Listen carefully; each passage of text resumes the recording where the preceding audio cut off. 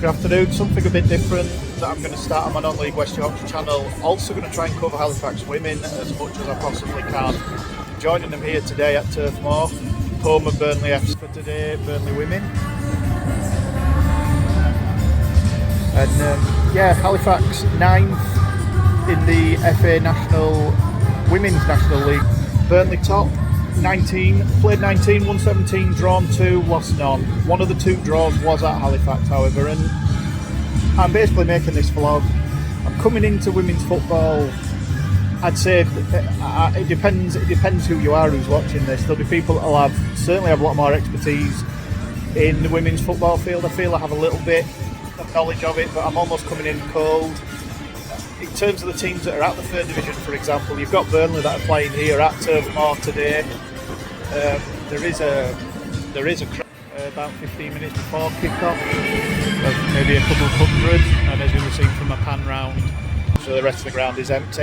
It's a combination of some really big names like Burnley and Wolverhampton that are mixed in with, in the men's game, what would be like your lower league teams like Halifax. There's a Liverpool Feds, Derby County play at this level, so it's a mixture of clubs. And my basic aim at this moment in time is just to find out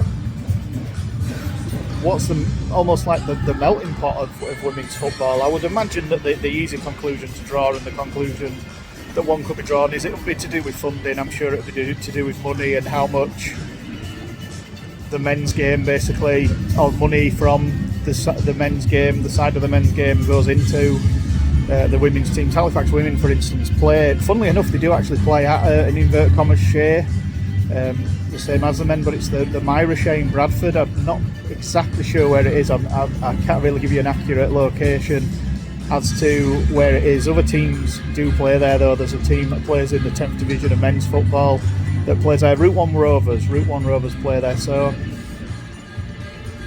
on form, on paper, I'm expecting this to be a Burnley win, top, no defeats. But as I put in my match previews and my little bits on social media, that the one hope that Rob Mitchell and his team can take from today is one of those 2 draws was against Halifax. So join me at half time where I'll give further updates on the.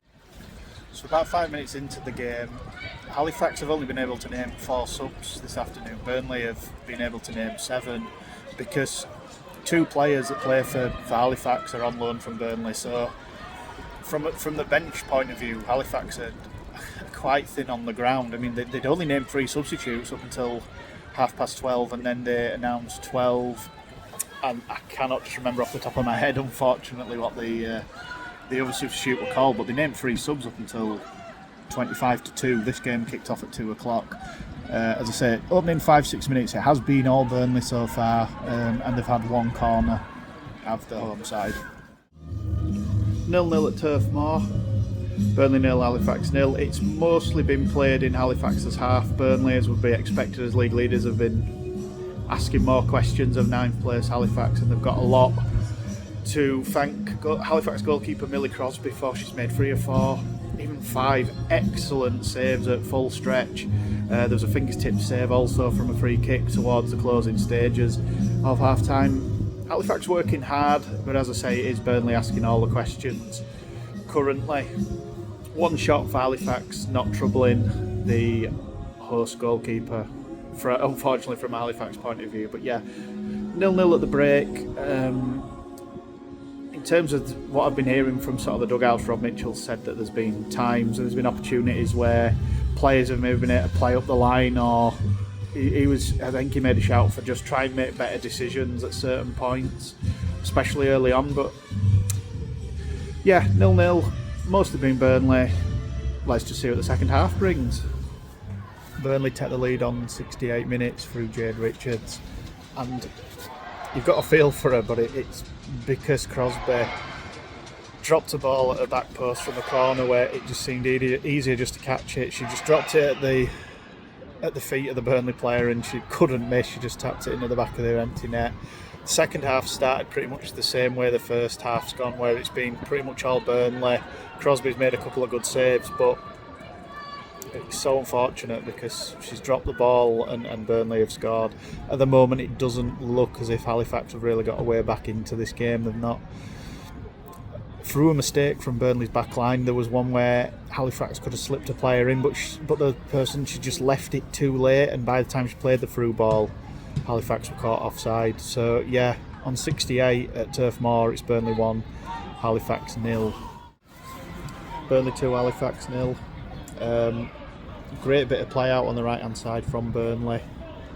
Lads play a low ball into the box, shot in the middle, another great diving save from Crosby. Unfortunately palmed it out to Millie Raven, Burnley's number 10, who had to beat somebody on the line, but the shot was just too powerful, and yeah, it's 2-0. Spirited performance from Halifax, but I think from this point on we can safely say that Burnley have got the 3 points in the bag, just in and around the 18-yard box. I mean, it has been almost a game of attack versus defence, but Burnley have been far superior with little balls around the corner and little bits of cute play in that final third. And yeah, it's showing now. It's showing now a little bit, but you know that this will be their 18th win and 2 draws, so they're not runaway leaders though. Wolves themselves and Wolves are about 12-13 points clear of everyone else in this league, but yeah, they've been the much better side, Burnley, and they're coming on the attack again now, just too far out for a goal kick. It's full time with Burnley 2, Halifax 0. Yeah, attack versus defence really from start to finish. League leaders Burnley, dominant in possession throughout. Halifax had one chance in the first half that was high and wide, but a resolute performance from the team from West Yorkshire. I'd still give player of the match to the Halifax goalkeeper, Millie Crosby. I feel for her because for the first goal, she just needed to catch it at the back post and she's dropped it, and that's what's opened the scoring.